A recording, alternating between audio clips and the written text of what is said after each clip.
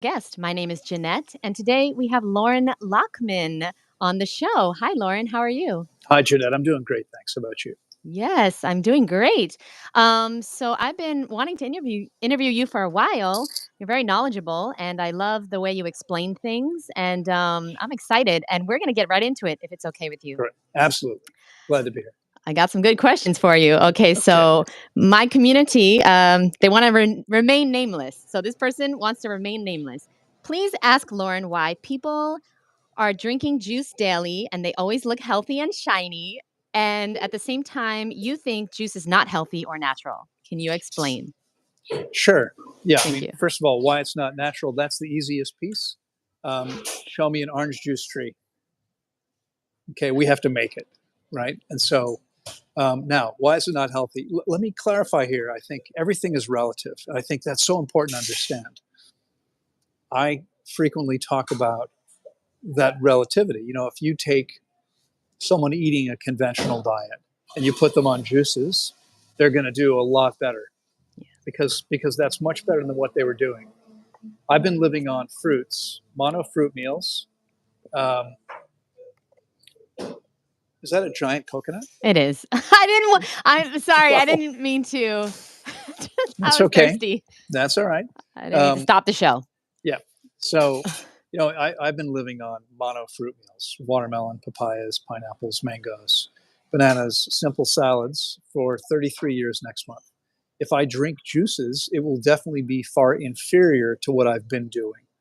Okay. Now, why inferior? Okay. What's wrong with it? Let me start by asking you a question, Jeanette. Can we agree that apples and oranges and carrots and celery, lettuce, can we agree these are perfect foods to the human body? Yes. Okay. How do we improve on perfection? Can't. It's impossible, right? By definition. If we take those things, we run them through a machine, what comes out the other end can never be better than what went in. It's going to be inferior for quite a few reasons. Number one, oxidation. I found no studies on juices. I found one on a commercial tomato pressing operation where they were making tomato sauce or tomato paste. I forget now. It's 20 years ago. What they found was that 40% of the vitamin C was lost in 3 minutes. Oxidation. Okay, oxygen, the most corrosive thing on the planet, stronger than iron. And so when we take something and put it through a machine and tear it into a million tiny pieces, we're oxidizing a lot of the nutrients. We get all the nutrients when we eat the whole food. All right, and there's actually studies that show that people absorb fewer nutrients, smaller percentage when they drink juices than when they eat food. Now, obviously, if they're consuming something that's very, very concentrated, maybe they'll get more. But let's talk about that. Years ago, I just completed a lecture outside of Washington, D.C. I asked her questions. I had a lady with some questions, and I asked her questions, and then I turned to her and I said, "You drink a lot of juice, don't you? Excuse me, a lot of carrot juice, don't you?" And she said, "Yeah, how'd you know?" I said, "Well, you're orange." Okay. And she said, "Oh, that's because I'm detoxifying." And my response was, "Well," I said, "I don't know. I run the world's largest water-only fasting center. It's the most powerful way you can detoxify your body. I've taken thousands of people through this process. No one's ever turned orange." Okay, turning orange is not a symptom of detoxification. It's a symptom of consuming more carotenes than your liver can process. We're meant to eat whole foods. You've probably made a glass of carrot juice. A long time ago. Okay. As you may recall, it takes quite a few carrots to make a big glass of carrot juice. Oh, yeah. What do you think would happen if you tried to eat that many? Because my guess is after like maybe the second one, your jaw would say, "Jeanette, good luck. I'm out of here. You're on your own. I'm not doing any more of that." It's a lot of work. It's a lot of work to chew all those carrots. We would never eat as many carrots as it would require to get that much carotene in. And so our bodies are meant to take in the quantities of nutrients that we would find in whole foods. When we drink juices, we're over consuming. We're taking in something that's much more concentrated. And our body has to work to out process anything, okay, that it doesn't need. So we're creating a lot of additional work for the body. Well, Why? sorry. Go ahead. That's a great point. I don't want to cut you off, Loren, but I need That's to okay. I need to know because this is so damn confusing now.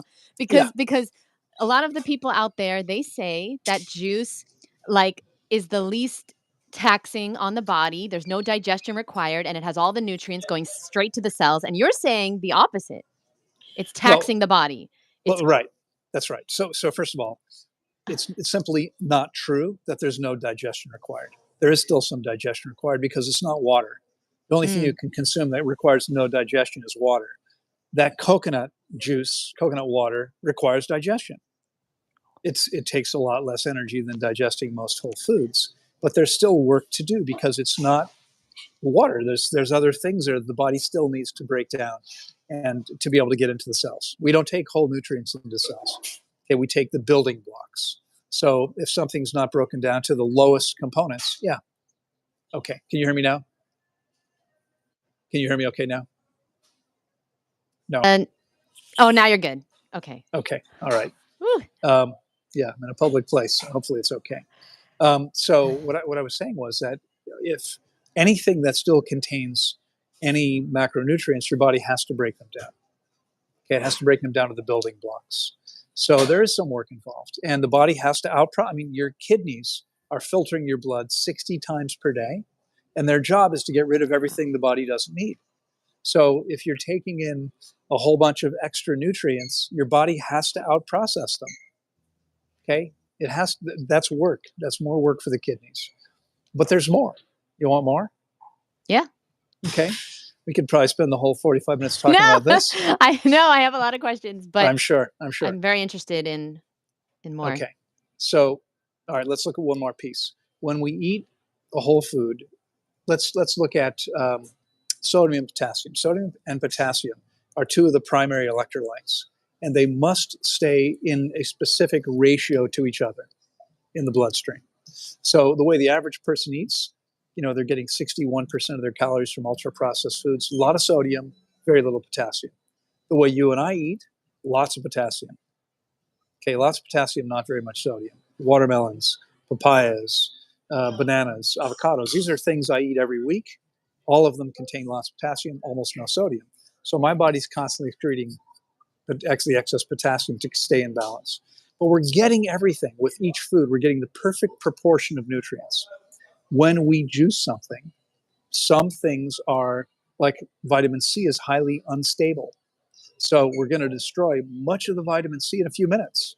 I mean, I see people I love, I'll see them like, here's my juices for the week. And I'm thinking, 5-10 minutes after you made it, you lost most of certain nutrients. Okay. Why? Keep it on the shelf, pick it up and eat it. Okay. You're getting all the nutrients that way and in perfect proportion. So let's say you've got potassium and sodium in something, and I don't know if this is true, but let's say for a second that one of them is less stable than the other.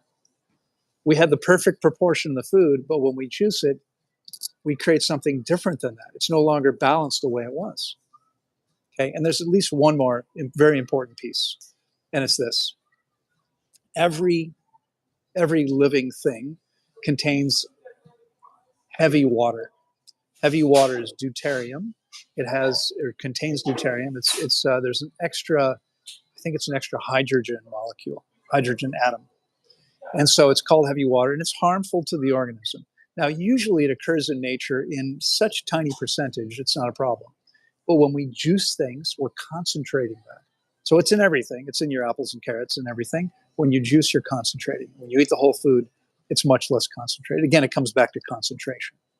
So, I mean, I'm a firm believer. Everything I teach and practice, and you may know, I guarantee my clients, if they're coachable and open, they're willing to do what I ask them to, I guarantee them the highest level of health they've ever experienced.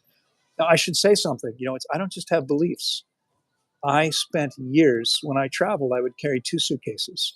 The big one had my champion juicer, which you probably know weighs like 10 pounds, a giant bag of carrots, and a giant bag of apples, because that was my standard carrot apple juice.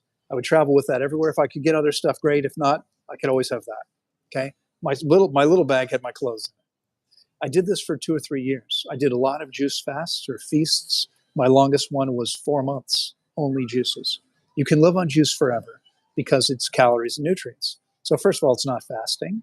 You can live on it forever. Can your body cleanse? Well, sure. You're going to detoxify faster the lighter your diet is. So if you go from hamburgers and fries to carrot juice, you're definitely going to be detoxifying. Okay. How does it compare to water? There's no comparison. Water only fasting is hundreds of times more powerful, literally. When you say water only, what kind of water only? Well, the ideal water would be spring water. So what I started to say a minute ago is that I truly believe that the very best we can do, and everything I teach and practice is based on one simple idea. Nature is perfect. And so the best we can do is to learn to get back to what nature has provided for us. Okay, we can't take water and run it through a machine and have it be better than what comes out of the ground. Spring water is perfect. Yeah. Thank you. Thank you, Lauren.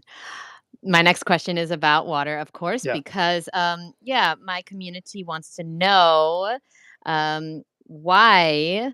Okay, let me just read the question. How is sure. it that most holistic health practitioners promote distilled water and you are so against it? That's an interesting worded question, but Lauren, how is it?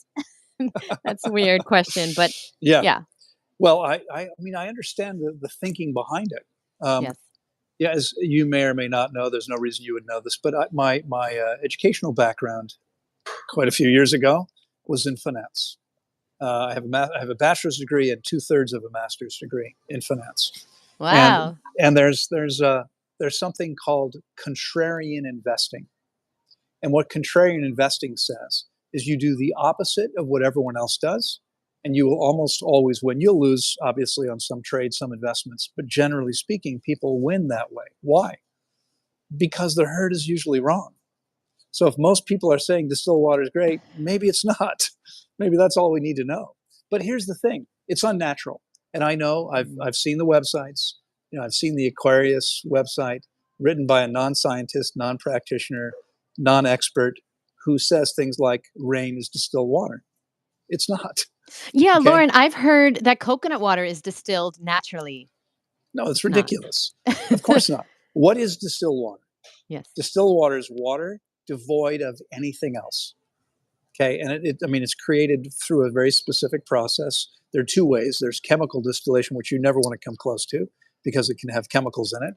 But there is steam distillation, where you boil water, the steam rises, hits a stainless steel collection plate and condenses, and then drips down into the second chamber, where theoretically all you have is water. And I say theoretically because any toxin that boils at or below the boiling point of water will be in the so-called clean water. Okay, but theoretically, it's going to be only water, no minerals. And these people are saying, well, that's much better. You need to drink water with no minerals because the inorganic minerals in water give you arthritis and will kill you in various ways. Cause atherosclerosis. Well, that's an interesting idea. Keep in mind there are 25 million animal species on the planet. As far as I know, not one of them owns a distiller. Okay, they're Yeah. drinking the spring water and stream water from nature, and they're perfectly fine, much healthier than human beings. If you look at the blue zones, okay, where you've got the five, actually now there's, well, Okinawa is no longer considered a blue zone, but there's a new one, so it's still five. I live in one of them, by the way, in the Koya Peninsula in Costa Rica. Why is These, Okinawa not considered a blue zone anymore? because unfortunately, as is happening in many places, including where I live, younger people, most people are now eating a more processed, less natural diet. And so they're no longer living as long. They're no longer Wow. as healthy. Yeah.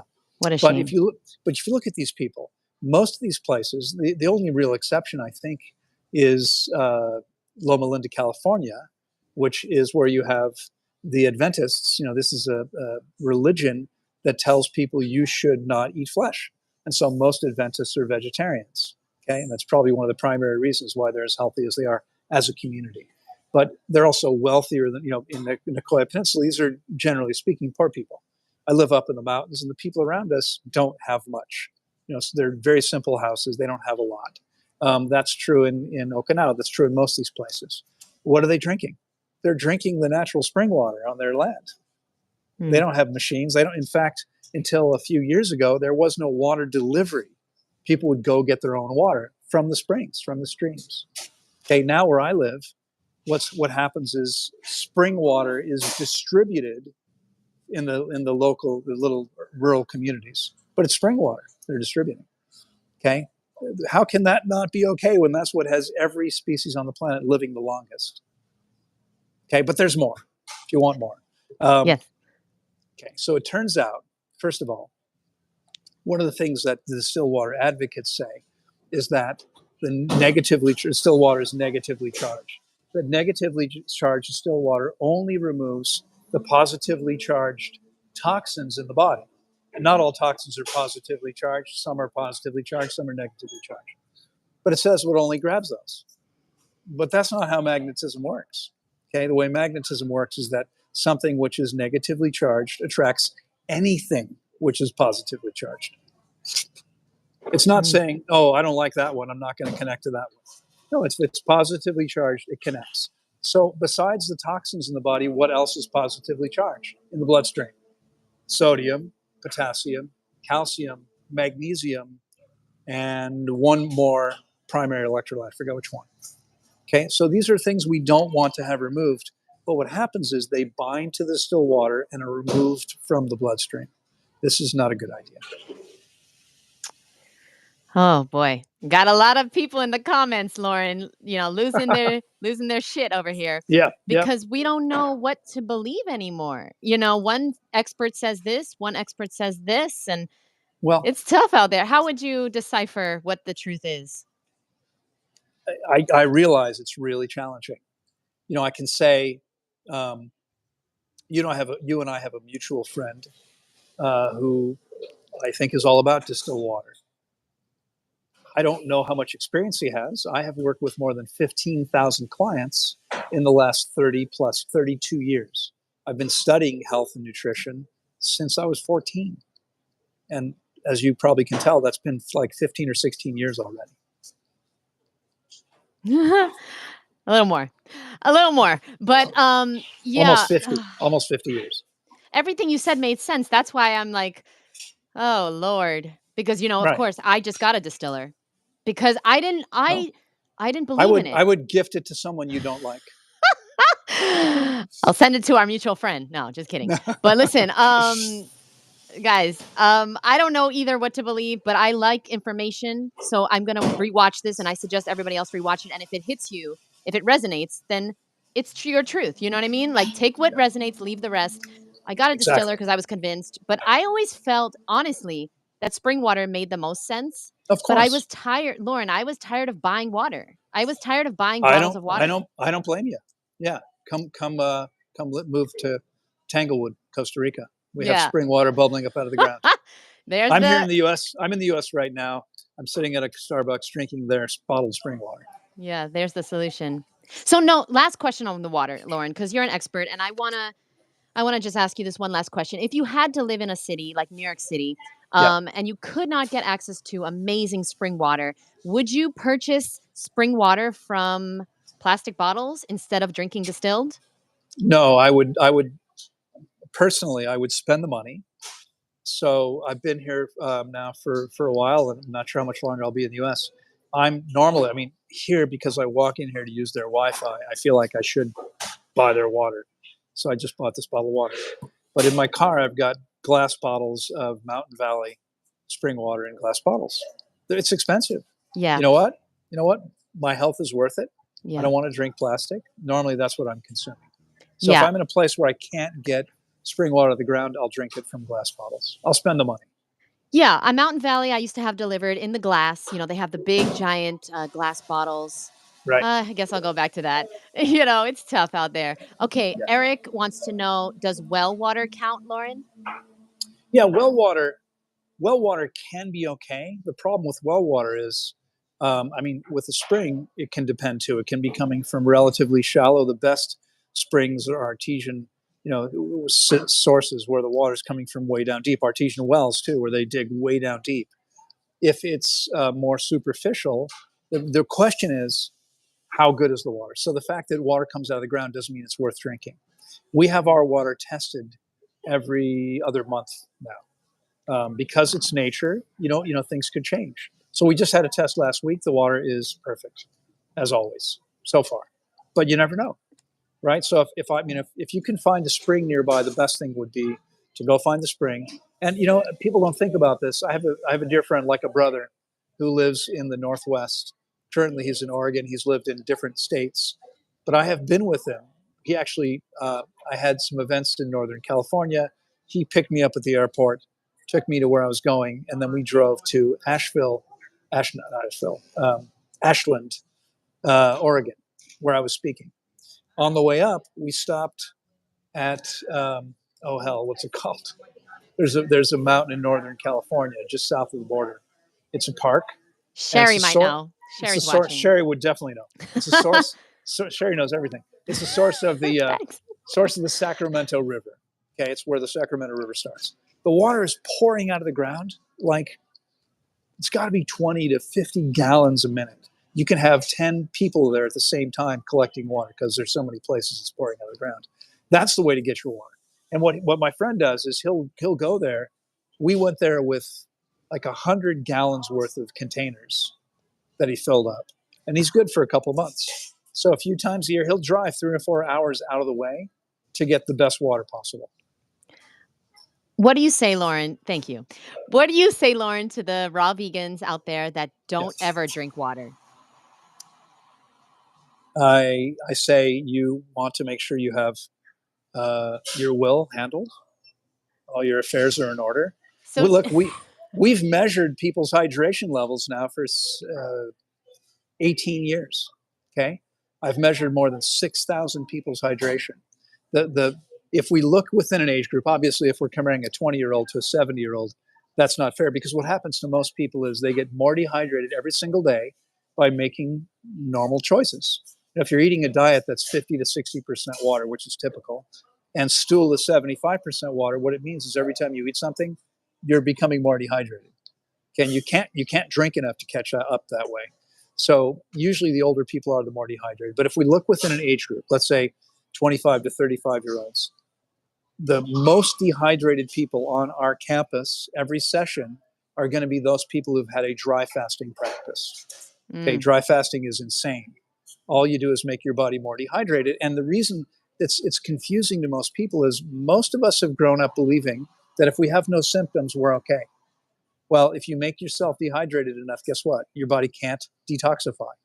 Detoxification, we have 5 primary channels. All of them depend on having sufficient water.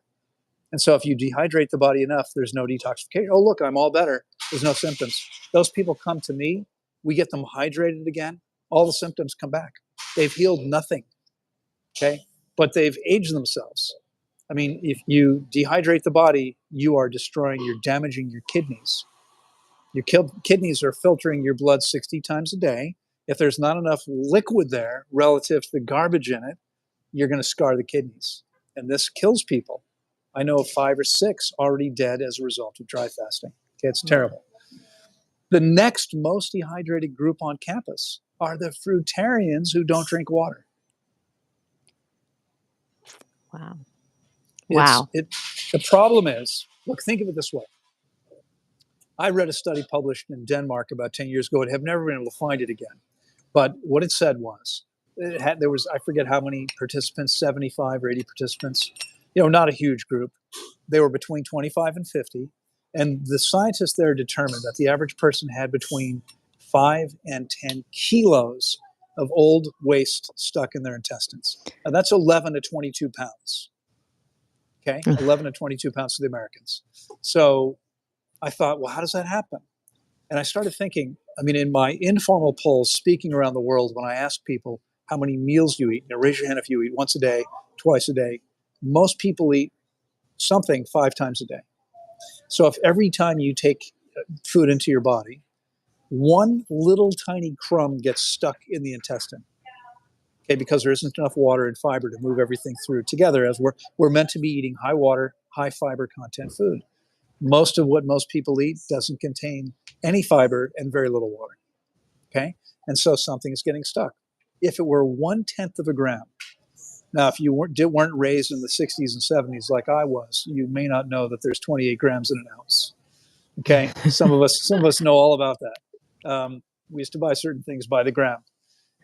So 28 grams in an ounce, 1/10 of a gram is 1/280th of an ounce. We're talking about something literally the size of a little breadcrumb. Okay. Imagine if just that much gets stuck with each meal. That's half a gram a day. It's 187.5 grams a year. It's 1,875 grams in 10 years. In 25 years, the average person's got 5 kilos. In 50 years, they've got 10 kilos. That's 22 pounds of waste stuck in their body. Now, we see people every session. I mean, I have a guy there now. He fasted 47 days. He's now 21 or so days into the feeding process, maybe a little more. In fact, today's his last day of the process. He's spent 10, 13 weeks with us in this process. He's eliminating 5, 6, 7 times a day. I've had people eliminate 7. One guy did between 7 and 16 bowel movements every day for 4.5 months. And I don't know what happened after that because we didn't talk since then. But that was 4.5 months after ending his fast. The fast is breaking down and hydrating the old material and then eating properly and drinking enough water afterwards. People eliminate this stuff sometimes for quite a while. We're talking about pounds and pounds and pounds of old material. So that stuff sits in the body like a giant sponge absorbing water. Okay, if you're eating food that's contributing to the sponge, you're never going to get hydrated. It's going to be impossible. Is there a way to know how much water we need? Does everybody need the same amount? What's your advice on No, that? it's different for everyone. The way to know, there's a couple of things that we can do. First of all, you could do a consultation with me. You'd want to get your blood pressure read maybe 2 or 3 days in a row. I mean, if you have a blood pressure monitor, we can actually do it while you're on a Zoom call with me. Wow. And I can show you how to interpret those numbers to tell us whether your blood volume is where it should be or not. And I hear from people all the time who say to me, well, I just went to the doctor last week. This is my blood pressure. My doctor said it's fine. Like, no, that's not fine at all. That tells us that your blood volume is much lower than it should be. And the reason it's changing all the time is because even if you're not menstruating or bleeding in some other way, in every minute of our lives, science tells us that the body is retiring 2 million blood cells per minute. In order to replace them, right, the blood is 92% water. So the primary thing it needs to replace them is sufficient water. If there's not enough water, your blood volume drops. If your blood volume drops, your blood pressure drops and your heart speeds up. So I can look at someone's vital signs and say, you're definitely not getting enough water, and which means that they're dehydrated. Now, if their numbers are perfect, it doesn't necessarily mean they're hydrated. It means that they've been drinking enough. So it's a reflection of blood volume, which is related to, but not the same as hydration. So the next thing is you can either buy a device or go to, often high-end health clubs and some other places can have these devices that will measure the amount of water in your body. Most of them will just give you that reading from the scale, from the device. That's not enough. You then have to take that and interpret it. And again, I figured out how to do this a long time ago. We've been measuring people this way now for 18 years. So the average person we see, their lean tissue is around 67% water, roughly. But I've seen people whose lean tissue is only 60% water or even 57% water. It's amazing to me those people are still alive. Now, you can usually tell them when you see them, okay? I'll see people who we'll have clients from my age come in. They've got tons of wrinkles on their face, tons of lines on their face. Why? It's because they're dehydrated. Okay, that's what happens when you're dehydrated. If you stay hydrated, then will have fewer. I mean, eventually it's going to happen, but you'll age much more slowly, and we can actually reverse most of this aging. It's not just wrinkles. We will look at many of the things that we think of as aging, normal aging, like macular degeneration is the number one age-related cause of vision loss. It's a deformation of the eye. We have had many clients take their vision to a much, much higher level, including the reversal of macular degeneration. Arthritis happens One of the reasons for arthritis is we lose the cartilage and synovial fluid that allows the joint to move painlessly, easily. So as the cartilage breaks down, why? Dehydration. And what's going on, it's very simple. Imagine for a second that the average person's walking around roughly 84%. I say average person. The average person we measure. I can only imagine what happens if you go to a McDonald's. The average person in society doesn't come to me. The people who come to me usually are already much more knowledgeable about their health. They're focused on their health. So they're doing better than the average person, I'm sure. But the average person we've measured in the last 18, 19 years is about their lean tissue. Well, overall, we'll say, they're about 84% hydrated of what they could be. So every day, your body says, oh, we don't have enough water to do everything we need to do. What are we going to do? There's only 84% of the water we need. Well, my guess is your bloodstream, your blood, again, is 92% water. Are you going to have 84% of the blood you need? I don't think so. Okay. How about your brain? So my guess is that your virtually infinitely intelligent body is going to make sure that your heart, lungs, liver, kidney, pancreas, thyroid, brain, and bloodstream get all the blood, all the water they need to function as well as possible. But what that means is that all the stuff that is not critical to your survival, like what? Like skin and joints and eyes, all these things and others, discs in your back. Okay, the discs in the back are essentially bags of water there to cushion the vertebra. Every single day, the body is saying, there isn't enough water to do everything. I guess I'm going to have to sacrifice some water from here. Wow. That's what's happening. That makes sense. Yeah. And I can't disagree that I feel better the more hydrated I am. Absolutely. My brain works different. Yeah. Well, there's actually some research on this, and it's interesting because, again, as is true with almost everything, medicine says that we should be where most people are. In other words, 120 over 80 is normal blood pressure. Normal means average. Well, that's healthy blood pressure according to them. No, it isn't. They tell us our blood sugar be where everyone's is. No, it shouldn't be there. It's too high. Okay, healthy blood sugar is lower than they tell us the healthy range is. The same is true with almost everything. And so science says, well, you can't be more than about 5% dehydrated. I think they say that because they think where the average person is where we should be. We can do much, much better than that. Okay. The science says that if your brain is 2% dehydrated, your cognitive function drops by 20%. Whoa. Yeah. Whoa. Okay. So most people, I mean, honestly, including many so-called health experts, are seriously dehydrated. You can see that by looking at them if you know what to look for. Yes. They're definitely not thinking as well as they should be. So if they disagree with me, okay, I'm hydrated. What does that tell you?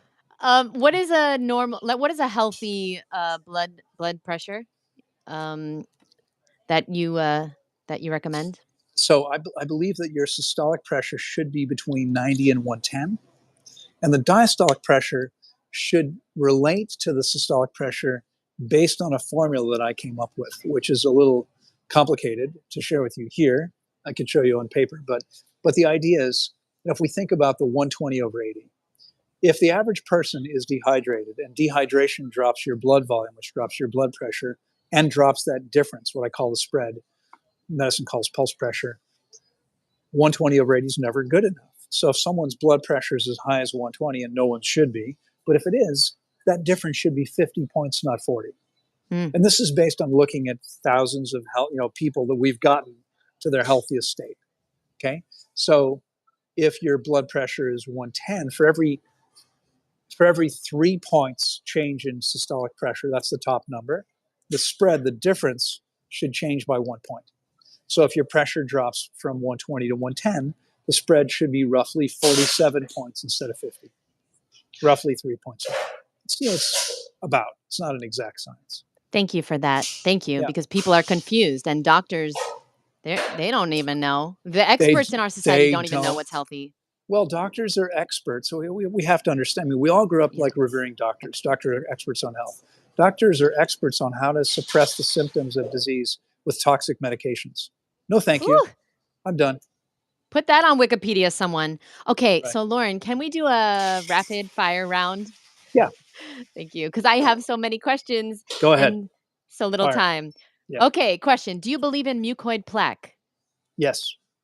Oh, I see it okay. all the time. I see it all the time. Well, guess what, guys? I have another interview with Lauren on Monday. We'll do a bit longer, if that's okay. We'll talk. We'll talk Yeah. before, Yeah. see if Sure. we can do. Sure. Yeah, because 45 minutes with Lauren is just It's that's not not enough. acceptable. I have until 3 o'clock, until 4 o'clock your time today. If you want to go a little longer, I can do that. Okay. Yes. Thank you.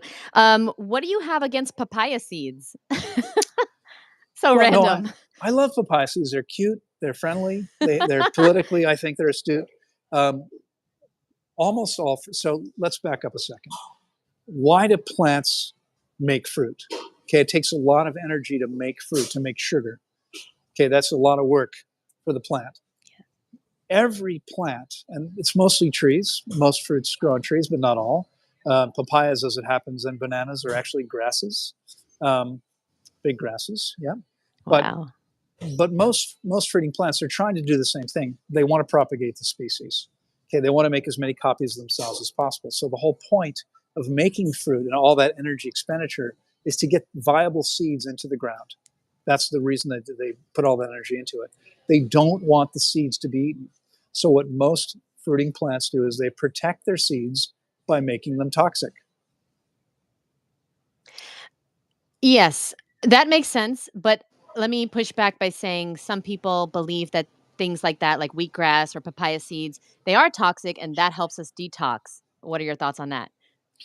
That's funny because someone asked me the exact same wording of a question on my live broadcast. Was that you today on the broadcast? No. Um, okay, No. yeah. No, I mean, look, if you irritate the body enough, it's going to push back. So if you consume something toxic, yeah, it's going to have to detoxify. But we don't need to make the body more toxic to do that. Okay, the way we can detoxify the most effectively and efficiently is by simply resting completely and not processing any food, fasting. It's what every species on the planet does when sick enough. 25 million animal species all stop eating, lay down and stop eating when sick enough or badly enough injured. Mm. Yeah, that's a fact. Everybody knows their pets, they don't eat when they're sick. Yeah, Exactly. absolutely. Exactly. Okay, thank you very much. Got a comment. I fasted at Tanglewood for 21 days and volunteered as well. It was an amazing experience. You should ask him whether red bananas are still his favorite kind and whether he eats watermelon almost every day. Okay. Yes. Thank you for your comment. I love red. We have 18 varieties of bananas growing on site. Red Whoa. bananas are definitely my favorite. Apple bananas are a close second, but red ones, I mean, I'll eat red bananas every day when we have them. They're the slowest to produce, so we don't always have them. And I eat watermelon. It's becoming, I mean, watermelon for years. I've been now 19 and a half years living in Central America, and I've eaten a lot of watermelon almost every day. But we now have over, what is it, 200 varieties of fruit growing on site. And every year we're harvesting more and more. And so I don't eat watermelon quite as often as I used to because I now have a lot more choices. Do But I people still have love watermelon. Okay, yeah. Do people have to fast when they come or can they just eat the fruit on your land? Um, well, Asking for a usually friend. when right when we are open for fasting, we're usually full with people fasting, and we don't really Yes, want to take people who aren't of course. fasting. It's a different environment. Now we have an amazing event every year. This year, from February 23rd to March 1st, we have our seventh or eighth. I think it's the seventh annual fruit festival. All of our food is organic. We'll have 40 to 50 different varieties of fruit.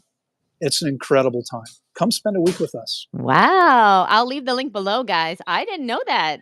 Yeah, yeah, yeah. I'm looking into that. That's exciting It's awesome. because you're going to be at Woodstock Fruit Festival I will be. and I will need a vacation after Woodstock Fruit Festival. So this could be my vacation.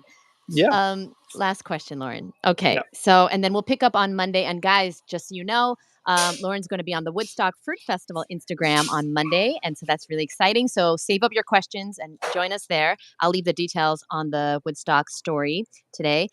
Lauren, what do you recommend for teeth hygiene? What do you do for your teeth to stay so healthy and beautiful? Yeah, again, this is a little bit counterintuitive because we've all been taught, brainwashed when you do certain things. So what I do personally is I brush my teeth with water, usually at least once a day. Never after eating fruit, never ever. Okay, that's a real problem because most fruits contain some fruit acid. Now, if we look at the sweet fruits, there's not that many. You've got bananas and durians and jackfruits and sapotes, and there's a few things, but it's a handful of fruits and families. Most fruits are subacid. It's the biggest category. Subacid means low acid compared to acid fruits. So we have a lot of acid fruits. We have a lot more subacid fruits. Only the melons and even some melons have some acid. What the acid does is it takes a microscopically thin layer of enamel off of your teeth. In fact, there was a study published, I think it was, I don't remember now, it was a university in the US, maybe University of Texas, that said that eating an orange or an apple was 3 times as effective at reducing plaque, eliminating plaque, as brushing your teeth. Okay? And so all I do is eat the way I do now for almost 33 years. That's it. I don't go to dentists. I don't ever floss. I'm really lazy. I've always hated flossing. I've never done it. I have no cavities. I've had no cavities, no problems now for 33 years that I've been doing this. In fact, a bunch of mercury amalgam fillings, the silver fillings, fell out, disintegrated. I never noticed it. And the holes filled back in. My teeth filled back in. What do you attribute this to? I mean, your Well, diet or the water fasting or just the whole lifestyle? My guess is it's the whole lifestyle. It's probably a combination of the two. Yeah, because you hear so many fruitarians that have teeth issues. So Right. now, Well, do you ever I've eat? heard that. I've rarely actually met anyone that way. I'm sorry to interrupt you. I cut you off. No, I've I heard cut of you that, off. but I don't really see that very often. Yeah, it's like a weird, right. I mean, I've seen it a few, but it's like a weird myth that, fruit's going to rot your teeth. I can quickly give you some of the reasons that people may have problems if they're on a fruit-based diet. Please. Okay, one I've already mentioned. Don't ever brush after you eat. It takes 3 to 4 hours to recreate the enamel. So the last thing you want to do is eat and then brush your teeth because you're softening your enamel. You're going to brush it off. Huge problem for people. Most acid fruits don't ripen after they're picked. So, for instance, we have amazing pineapples in Costa Rica, but most of the ones you get here in the U.S., they're picked too early to ship them to export them, and they're never ripen once they're picked. So, if they're not ripe when they're picked, they're never going to be ripe. That's true with kiwis. It's true with strawberries. It's true with most acid fruits. And so, if you're eating a lot of acid fruits and they're not fully ripe, they're going to be taking your teeth apart. Okay. And the other problem, and again, this relates back to the 3 to 4 hours to recreate the enamel. Don't graze throughout the day. Okay. We want to spend as little time eating as possible. We want to eat no more than we need to, and ideally within a relatively small window. But some people wake up and they start eating, and I know even fruitarians who eat an orange or an apple every hour. You're taking the enamel off your teeth. Your body never has time to replace it. Okay, it's not a good idea. Much better to have a meal, eat till you're full, stop, don't eat anything for 3 or 4 hours at least, and then wait and do it again. Yeah, that's sound advice. I remember being in New York. I had really bad teeth problems. It was because of the dried fruit, but also that's the other one. Dried fruit and nuts is the problem. But also, I didn't know how to tell when fruit was ripe. I didn't know what I was doing, and I'm pretty sure you're definitely right about that. Yeah. All right. Well, listen, guys, we've been so blessed to have Lauren on today. Thank but you. like I said, part 2 on Monday. So make sure if I didn't ask your questions, I'm really sorry. I see the questions. I'm going to write them down for Monday. I promise. And Lauren, thank you so much for your time and expertise. It's a pleasure. No, it's great to be here with you. Thank you so much. And I will see you on Monday. See you in a couple days. Thank you so much. Thanks, everybody. Bye, everyone. Bye-bye.